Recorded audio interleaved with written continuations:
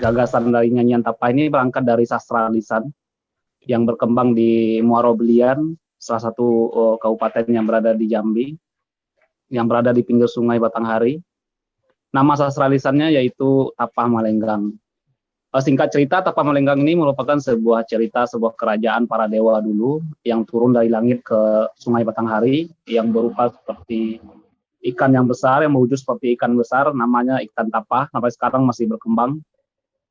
Dari sana saya mengambil bahwa bagaimana kedekatan antara masyarakat dulu dengan sungai Batanghari. Terus saya mengkonteskan dengan kondisi hari ini bahwa dari tahun 70 sampai sekarang itu banyak terjadi eksploitasi. Di antaranya pembukaan pabrik dompeng itu penggalian emas. Dampaknya sangat banyak sekali yang terjadi. Salah satunya di tahun 80-an ada satu sekolah yang kena zat merkuri, yaitu zat kimia efek dari pabrik itu yang menyebabkan anak-anak SD yang ada di sana kena penyakit kulit. Ada seorang nenek yang dulu bercerita bahwa dulu waktu saya masih muda, Sungai Batanghari ini masih jernih gitu. Dan makin lama makin sekarang sampai sekarang ini airnya makin coklat karena tambang-tambang itu. Dari sana saya mencoba terjun langsung ke lapangan, mengamati apa yang terjadi di sana, menelusuri sungai-sungai Batanghari. Ternyata ibu-ibu yang ada di sana dan masyarakat di sana juga gelisah dengan kejadian tersebut. Dari dulu mereka nahan kegelisahan, terus khawatir dengan bagaimana kehidupan di masa akan datang, regenerasi anak-anak mereka yang menikmati air sungai Batanghari ini, dan sekarang tidak bisa lagi menikmati itu.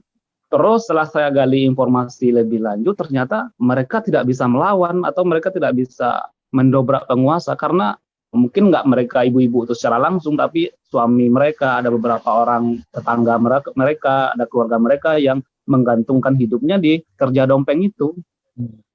Mereka secara tidak langsung juga mengeksploitasi. Ibu-ibu yang ada di sana itu satu sisi dia sedih dengan kondisi sungai Batanghari yang semakin mengkhawatirkan. Di satu sisi dia nggak bisa melawan. Yang dia bisa lakukan hanya dia rindu dengan sungai Batanghari. Ya, yang dia lakukan hanya meratapi sungai itu, terus berdoa.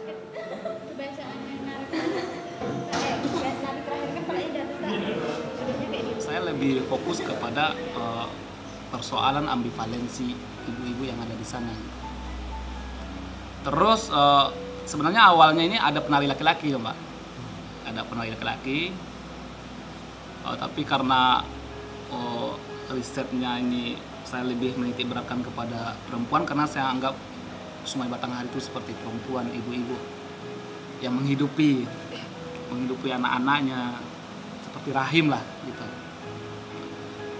Terus itu dalam segi konsep saya mencoba mencari teman-teman yang bisa berdiskusi seperti orang-orang sastra lisan, teman-teman bahasa Indonesia yang sastra. Itu ketemulah kata-kata ambivalensi itu dalam riset.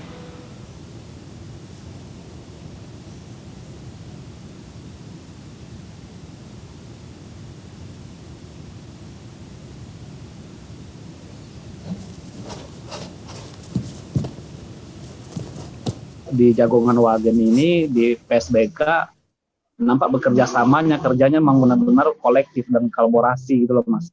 Terus di kondisi seperti ini ya sama-sama sulit, kita harus beradaptasi dengan seni pertunjukan sekarang udah beralih media, dan ini tantangan sekali, terutama bagi saya yang nggak tahu tentang virtual ini kayak mana sih gitu. Bagaimana sih tari kalau difilmkan seperti ini, apakah tari ini yang nggak akan kehilangan konteksnya gitu. Ternyata setelah saya ke sana kemarin dengan proses di PSBK yang sangat disiplin banget, tari dalam masa virtual ini nggak hanya sekedar dokumentasi gitu.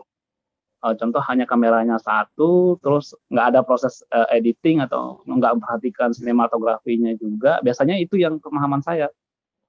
Alih media, kita harus ngerti bagian-bagian mana yang harus diambil dalam karya supaya antara karya visual dengan gagasan di tari ini nggak putus gitu Mas. Gagasan tarinya ini tetap tersampaikan meskipun dengan proses editing yang sangat luar biasa sekali. Itulah proses yang benar-benar saya dapatkan gambaran sih Mas, bagaimana kita memahami kerja bersama, kerja kolektif dengan disiplin yang luar biasa dari teman-teman dan kerja keras yang luar biasa dan keseriusan yang luar biasa. Kelihatan banget kalau karya nyanyian Tapah ini bukan hanya Mas Ilham aja, tapi semuanya kita menggodok karya ini gitu. Bukan saya aja yang punya, tapi semuanya kita benar-benar serius menyelesaikan karya ini.